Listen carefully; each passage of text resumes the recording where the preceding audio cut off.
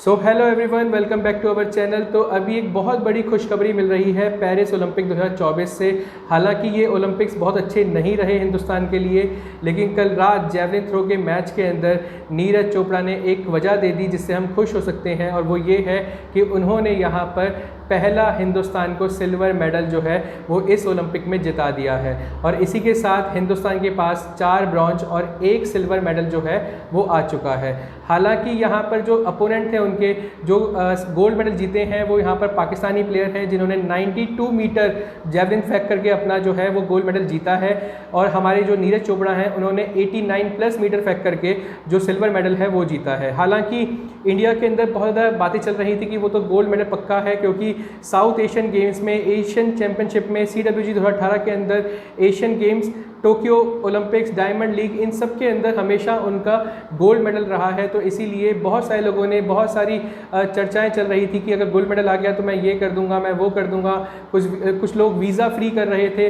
वैसे ही अगर आप देखें तो हमारी एक्सपेक्टेशन बढ़ जाती हैं एक प्लेयर से, लेकिन ऑन फील्ड उस प्लेयर के ऊपर, उस एथलीट के ऊपर कितना प्रेशर होता है ये सिर्फ वही जान सकता है। और इसीलिए उन्होंने अपने एक इंटरव्यू में भी कहा था कि कल का दिन उनका नहीं था, इसीलिए उनको सिल्वर मेडल मिला है।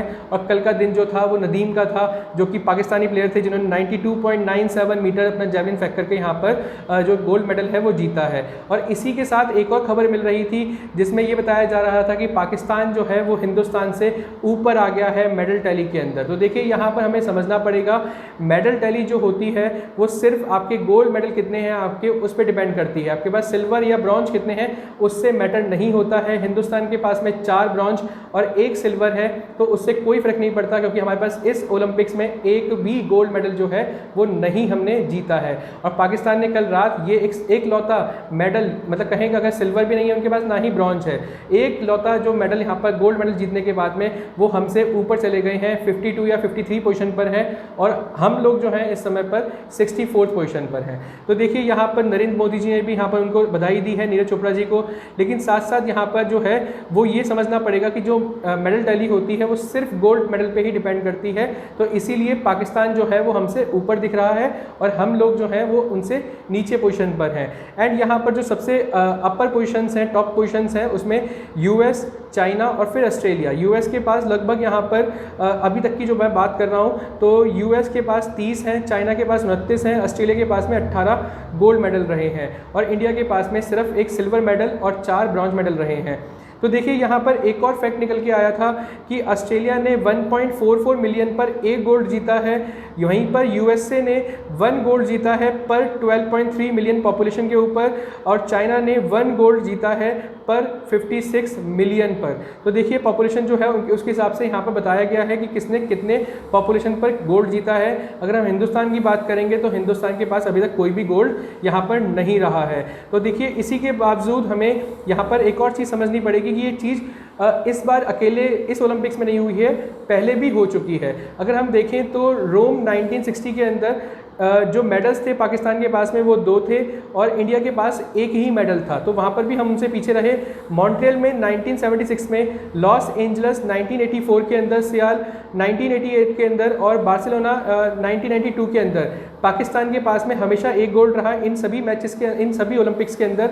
वहीं पर इंडिया के पास में एक भी मेडल जो है वो यहाँ पर नहीं कमाया था, उन्होंने नहीं जीता था यहाँ पर। तो देखिए यहाँ ये समझना होगा कि ये एक पहली बार नहीं हुआ है, पहले भी बहुत बारी हो चुका है, लेकिन लास्ट ये 1992 में हुआ था और आज जो है 2024 में शायद हो सकता है कि रिपीट हो रही हो ये चीज़, कि जिसमें हम मेडल टैली में उनसे पीछे रह जाएं। देखिए 1992 के अंदर आपको पता ही होगा कि बहुत सारी दिक्कतें चल रही थी देश के अंदर, लेकिन अब तो स्थिति ठीक हो गई है, तो हमें थोड़ा बहुत और एफर्ट्स लगाने पड़ेंगे।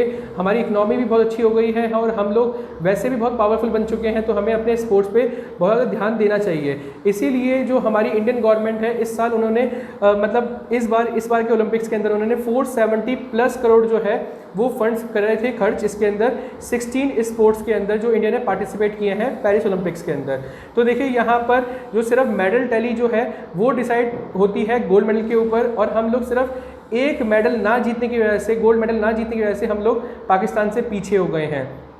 और यहाँ पर ये जो एक चर्चा चल रही है कि हमारा जो मतलब लो मेडल काउंट रहा है पेरिस ओलंपिक्स के अंदर, इसको लेकर के बहुत सारे एथलीट ने, जैसे कि मनु भाकर ने भी और जसपाल राणा ने भी ये बात कही थी कि हमें कंसिस्टेंट सपोर्ट की ज़रूरत होगी, तभी हम बेस्ट परफॉर्मेंस जो है वो दे सकेंगे। तो इंडिया जो है वो बहुत ज़्यादा फोकस करता है सिर्फ क्रिकेट के स्पोर्ट्स की तरफ में, तो हमें इन सभी स्पोर्ट्स को भी जो ओलंपिक्स वगैरह में मतलब चर्चाओं में आते हैं या मतलब हमारे एथलीट जाते हैं, उन पे भी हमें मतलब हमें अपना सपोर्ट दिखाना चाहिए, उनको भी हमें पूरा मतलब अपना सहयोग वगैरह देना चाहिए, ऐसा मेरा मानना है। आपका क्या मानना है कमेंट बॉक्स में ज़रूर बताइएगा, और वीडियो अच्छी लगी हो तो चैनल को सब्सक्राइब जरूर कीजिएगा और वीडियो को लाइक और शेयर ज़रूर कीजिएगा। Thank you so much.